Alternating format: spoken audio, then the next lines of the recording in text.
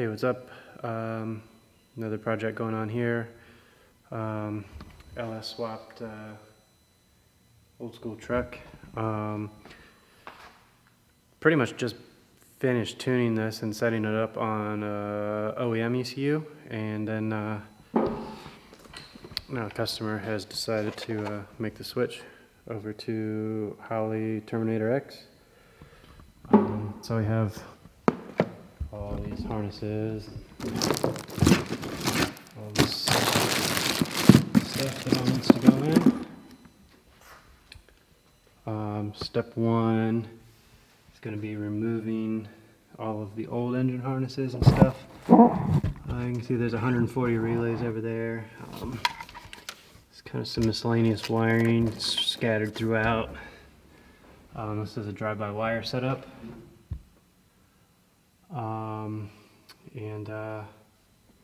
Gonna start ripping all this old wiring out. So I'll kind of keep you updated with the progress of everything. Because step one, we'll take the factory ECU out. Probably come back to the relays last. I guess we'll just start unplugging stuff. Trying to figure out what actually needs to come out versus what doesn't, and what's tied in where is the worst part of the whole thing.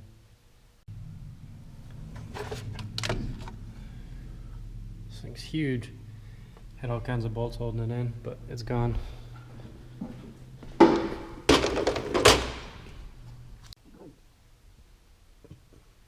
So far I've been tracing around a bunch of stuff, and like everything is tied into everything and going into the car, back out. Somewhat to be expected, but just simply like taking the old harness out is going to be a little more tedious than I anticipated. Alright, kind of dissecting some of the relay wiring. There's another power wire going into the car. These are all of what I'm assuming is the switched ignition wires. A couple of these wires are for the fans. Obviously you're going to have fuel pump in there, a couple other things. Rather than just cutting all this stuff and hoping to figure it out later, trying to sort of dissect it all first. Alright, I was able to trace back a majority of this stuff and made fancy little labels for all of it. I don't know if I'll reuse any of it, but at least I'll know what it is. And then all this stuff can come out now. Oh. So much stuff. Here's all the old stuff. Looking at it on the floor, it looks like it should have taken 10 minutes to take out, but it's kind of a pain, honestly. So I wanted to mount this in here, but one, there's really nowhere for it to go that isn't going to look awful, and then two, there's no way to run the harness through the car without cutting a bunch of holes and making it look pretty terrible. So I think probably going to end up putting it over here, make some brackets and stuff, and not just drill holes into the fender liner. It's far enough away from all the heat and the exhaust and stuff, as most of it's over here, and I think that's going to be the best bet, so we're going to roll with that.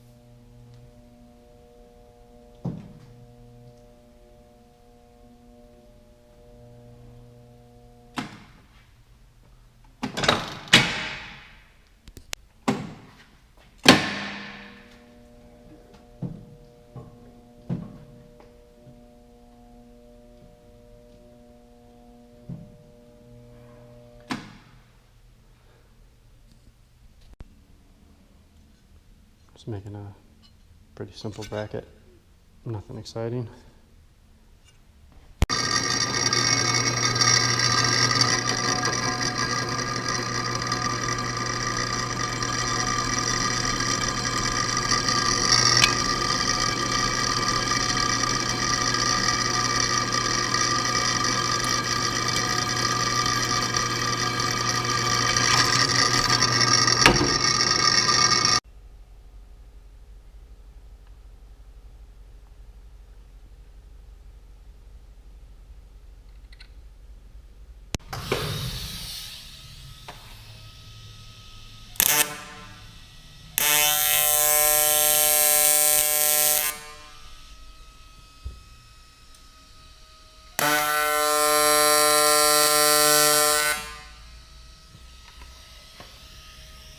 Alright, now I'll test fit it and make sure everything fits and whatnot before welding it all the way. Alright, so somehow this ECU didn't come with any mounting hardware, and literally everything's closed in the whole state of Maryland, so I'm going to dig around and see if I have any like rubber isolator type mounts here, which I don't think I do, but maybe I do, so I'll look around and see if I can get lucky.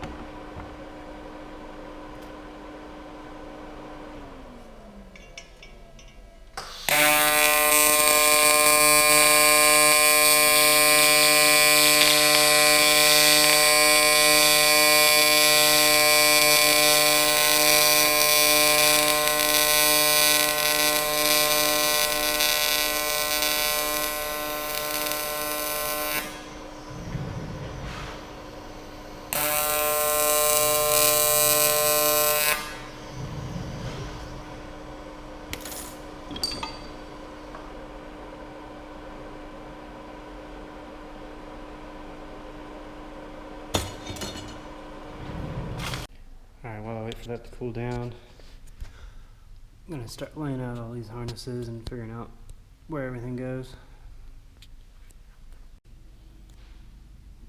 Alright, this one should just be the transmission harness.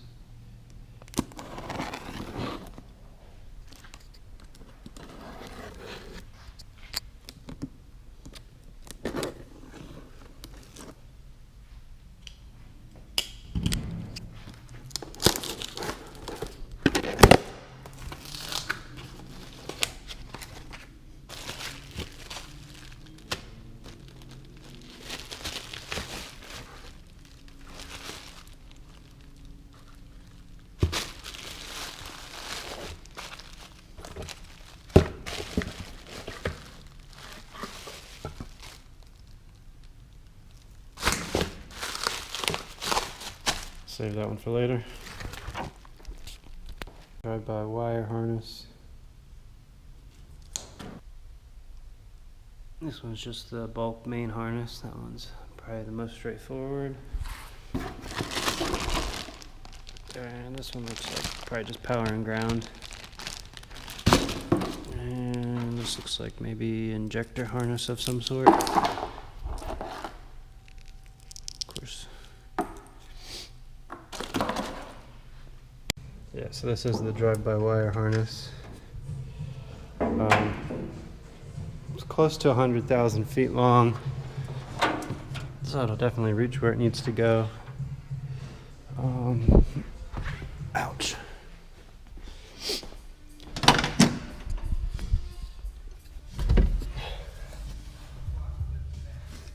There's the pedal. Still gotta unplug the old stuff. And hopefully the new connector will make it. Ow, it don't fit in here. It's a grommet thing down here.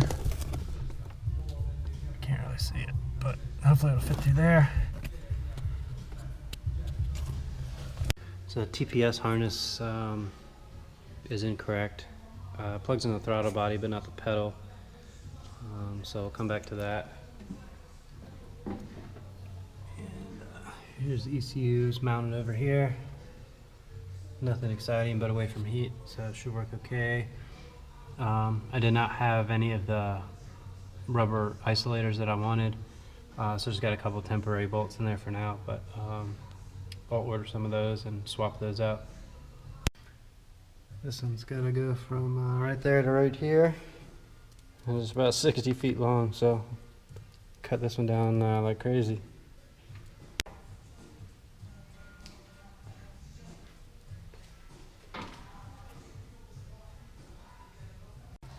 Trying to lay and route this engine harness as nice as I can. Obviously it's just universal, so it's going to be like really longer than you want in some spots and shorter in others, and yeah, I'll try and make it look as good as I can with what we got here.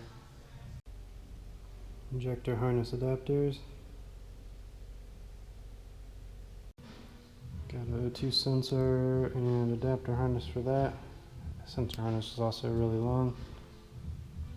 I got a majority of the harnesses in and routed. Looks like we're gonna have to get a different throttle pedal for the drive-by-wire stuff to work. And everything else is plugged in for the most part. I'm gonna call it a day here, and tomorrow I'm gonna start wiring all the 12 volts and grounds and powers and inputs and outputs and all that good stuff. So I guess really the easy stuff's kind of done now, and the more tedious stuff I'll do tomorrow. So we'll see how that's gonna go. Alright, got a new throttle pedal with a proper connector. Should be able to throw that in now. And here's all of the wiring that needs to be terminated. That's obviously doesn't just directly plug in. It looks a little bit scary, but it's not too bad. Here we have fuel pump output, TAC output, and just 12 volt for all the relays. The fuel pump wire is good for, I think it's like 15 amps. So I'm going to run that to an additional relay. And then here we have the just power, switch 12 volt power and ground. You have to make sure that your switch power is active while the starter is active, which a majority of the 12 volt wires do not have power while the engine's cranking, and it's like the primary reason that most people's cars won't start. So that one's pretty important. And then over here, this is the transmission harness. So we have switch power, ground, 12 volt for the brake switch, and then constant 12 volt. And oh, there's another wire that's not over here yet, but we need another brake pedal input for the drive-by-wire. So I'll be busy hooking all this stuff up, and the map sensor plug is different than what's on the harness, so that's going to need to be swapped out as well. So it looks super kind of gross with all this wiring just dangling everywhere. So obviously got to route it all and try and make it look as clean as we can with the budget that we're working with. So let's get started. This will be the easiest TPS auto set, or whatever it's called, of all time.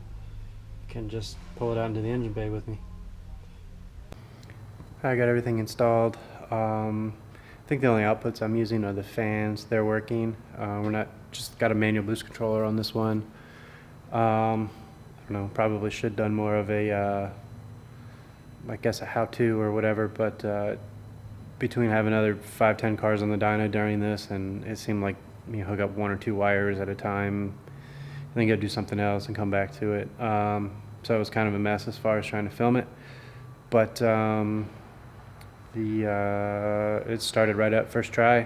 Just needed to adjust some idle stuff a little bit, but yeah, everything went smooth.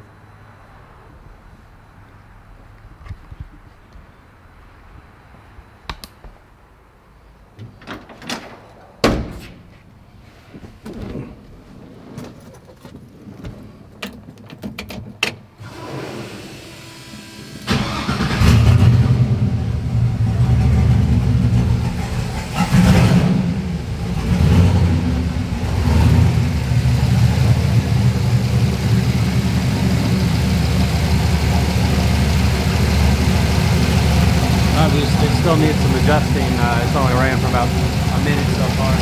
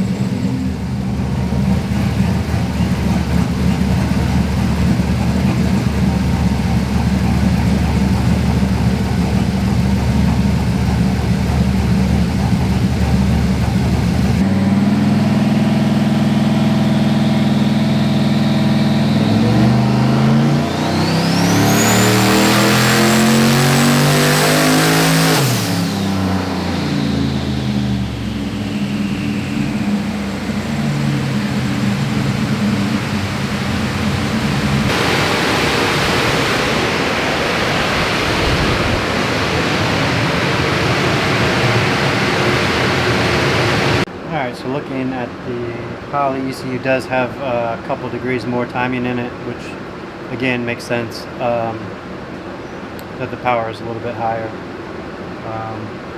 The goal on this was only 500, so anything above that was just a bonus.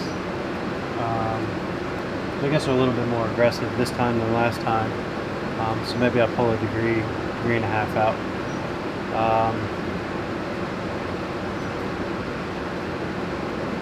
Yep. This is the first one I've done with drive-by-wire control for the throttle body, and it actually works really well. I think I prefer it over the traditional idle control, as far as just setting up the idle goes. I still have a little work to do. It idles a little higher than I'd like on startup, but outside of that, it's pretty solid. And then the next thing will be diving into the transmission and playing around with that. So this video wasn't too exciting, but it's actually one of the benefits of this system is that it's really straightforward, it's really easy, so you don't have to jump through a whole bunch of hoops. But more or less this went from installing it, starting up first try, playing with the idle a little bit, just a little bit of some part throttle steady state stuff to start shaping the fuel curve, and the first run on the dyno was within a few percent, and just made a couple more to smooth it out a little bit, and it's about ready to go hit the street. I did try playing with the learn value, or what the hell do they call it on here? The learning function, learning feature, whatever. It's not my favorite. It seems to run around in circles. Using the learn table and transferring to the base field table seemed to take substantially longer than just turning off the learn and just making the changes based off of the closed loop control. You know, obviously if it's adding 3% through closed loop, then you add 3% to the field table and that goes away. Yeah, I could go on and on about why the learn feature frustrates me. Just the name in itself is kind of annoying because all it is long-term filtering. But probably going to call it quits here on this one, unless something cool happens as I play with a few more things. But yeah, if you're following the instructions and wire everything up the way they tell you to, it's really simple and really straightforward. Alright, first thing in the morning. I'm gonna see how the cold start is on this.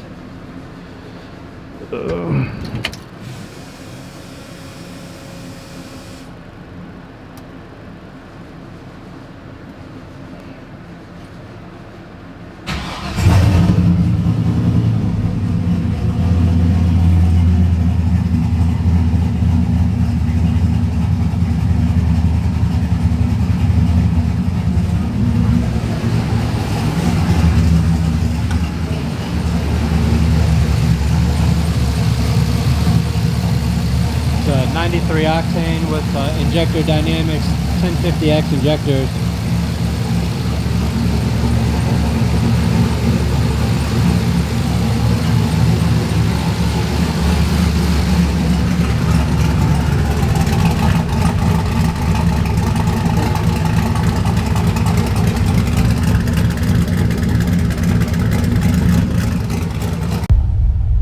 I'm gonna take it out for a drive. It doesn't really have seat belts, and even if it did, you're still gonna die, so it's kind of sketchy with how much power it makes. I'm just gonna cruise around a little bit and see how the trans shifts and all that good stuff. Alright, first thing I noticed is the throttle pedal is way too sensitive for my liking, so I'm going to bring that down a little bit down low.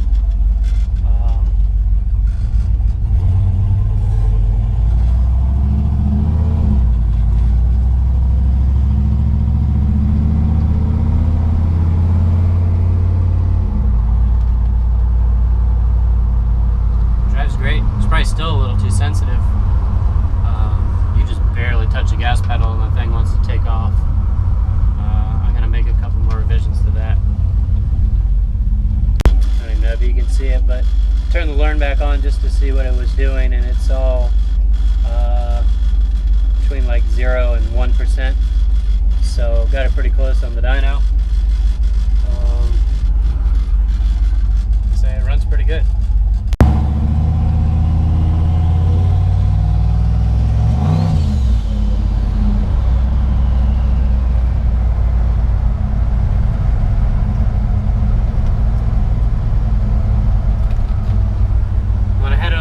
Last time I was comparing the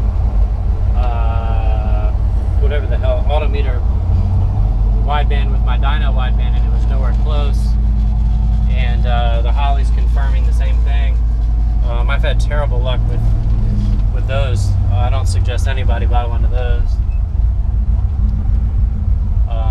It doesn't pick up decel fuel cutoff at all. The Holley goes dead lean instantly, and this thing just stays real rich and it's all over the place. Yeah, fuel trim's still within 1 or 2%. There's a couple of cells that say 3 or 4%. So this isn't my car, so I'm not gonna beat the hell out of it, and there's no seat belts. I don't really want to die, and it's been raining off and on, so the road's a little bit wet. So I'm not really going to do any like crazy pulls or anything. I know that's kind of boring, but it is what it is. These trucks just feel feels so big and heavy that just doesn't seem right to hit the gas and just have it do a burnout, but it makes cool sounds.